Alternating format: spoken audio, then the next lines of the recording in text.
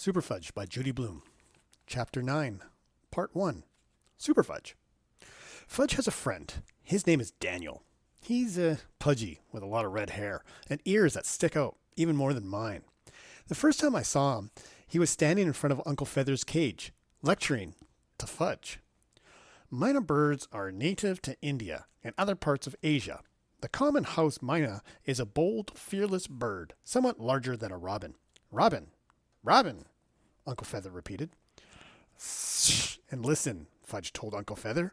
Don't you want to learn about yourself? Daniel continued on. The myna is a noisy, sociable bird. I'll say, I said from the doorway where I had been listening. Daniel turned around and stared at me. Who are you? He asked. Peter, Fudger's older brother, I told him. Who are you? Daniel Mannheim. I'm 6. I live at 432 Vine Street. You want to make something of it?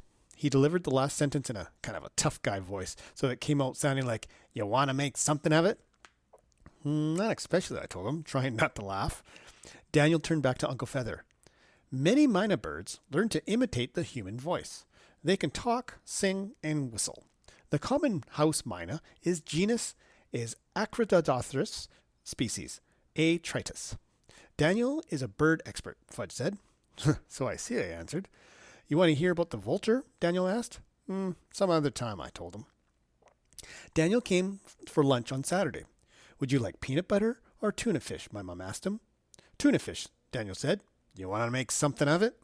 No, my mom said, looking surprised at Daniel's tough guy line. Tuna fish will be just fine. Where's the TV? Daniel asked. I always watch TV while I'm eating. It's in the living room, Fudge said. You don't have a TV in the kitchen? Daniel asked. No, Mom says we don't. I feel sorry for you, Daniel said, pushing back his chair. He stood up. I guess I'll have my lunch in the living room. We don't watch TV while we're eating, Mom said. So why don't you sit down and wait until lunch is ready? Daniel pouted. I won't have much of an appetite without the TV. If you're not hungry, you don't have to eat, Mom said. TV shouldn't have anything to do with it. I was thinking that it wouldn't hurt the kid to skip a couple meals anyway. I watched Nickelodeon and Cartoon Network, Fudge says, as if anybody cared, and all the commercials. I never miss the commercials. They're my favorites. My father used to write commercials, but now he's writing a book. One time, I was in a commercial. I rode a toddle bike. No, you didn't, Daniel said. I did too, Fudge told him. I don't believe you, Daniel said. Mom brought the tuna fish sandwiches and 2 glasses of milk to the table. I don't eat anything with onions, Daniel said. I don't eat lima beans or peas. I only drink chocolate milk and cut the crust off my bread. There are no onions, lima beans, or peas in your tuna fish, Mom says. I knew from her voice she was about ready to tell Daniel exactly what to do with that lunch if he didn't like it. But she walked back into the pantry and brought out the choco. You can put in as much as you like, she says, and as she cut the crust off Daniel's sandwich. There. Now you should be all set. Wasn't I in a commercial, Mummy? Fudge said. Yes, Mom said. Fudge was in the Toddle Bite commercial. See, I told you. Did you get paid? Daniel asked.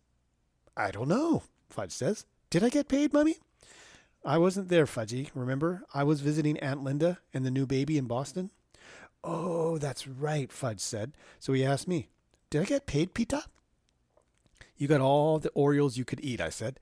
I got Oreos? Fudge told Daniel. Sorry, I got Oreos? Fudge told Daniel. I hate Oreos, Daniel said.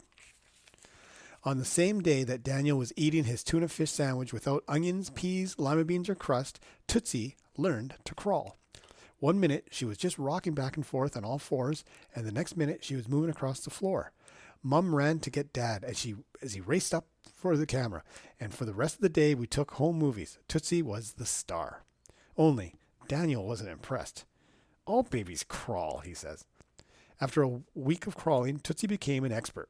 She could move so fast it was hard to keep up with her. Not only that, but she learned to pull herself up to a standing position. You couldn't leave anything around anymore.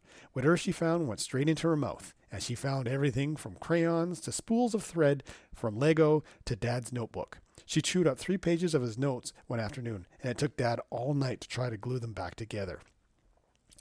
Mom and Dad decided to baby-proof the house. They removed everything that Tootsie could possibly reach. Tootsie was very pleased with herself, she said. Ooga, baha, fum. Turtle learned to crawl too. He'd move across the floor flat on his belly, and Tootsie would chase him, laughing. Turtle and Tootsie were friends. I kept the door to my room closed at all times. I wasn't taking any chances. Dad put up a gate at the top of the stairs and another at the bottom. You had to be careful not to step on Tootsie. She was almost always underfoot. Put her in the playpen, Fudge wailed one day after she got into his Lego and scattered them everywhere. She needs the freedom to explore, Dad explained. Well, too bad if she gets in my way, Fudge said. She'll have to learn that I'm her big brother. And clunk, he stepped on her arm and Tootsie screamed.